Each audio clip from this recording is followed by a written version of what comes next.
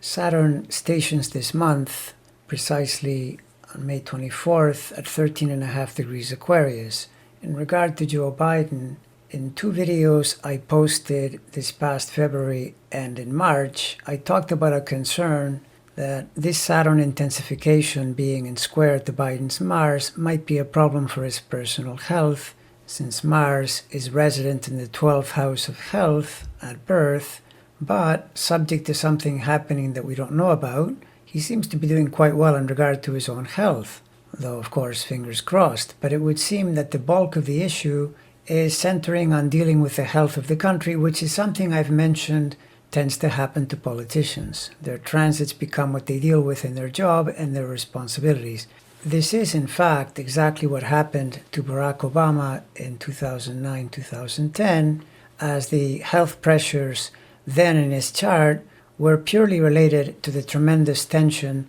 surrounding the passage of the Affordable Care Act legislation, but he never suffered any health issues himself. Now, as for Joe, his numbers are looking really strong, and when you look under the hood to explain this stellar 63% approval, you can see the main reason is his handling of the COVID pandemic, which is going to push the average up, whereas immigration is the number that brings it down. This makes total sense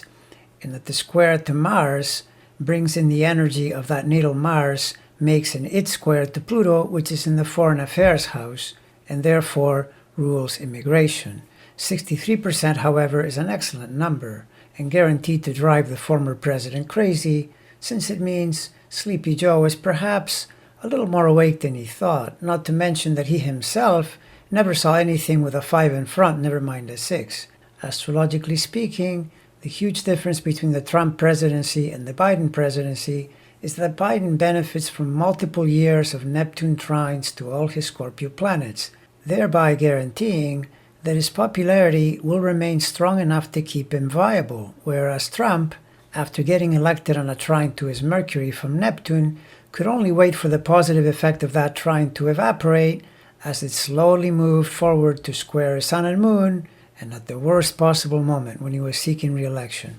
So, Neptune is Biden's long-term lucky charm, but now as we move into mid-month, Jupiter in Pisces is also excellent because aside from trining his Scorpio planets by sign, which is great,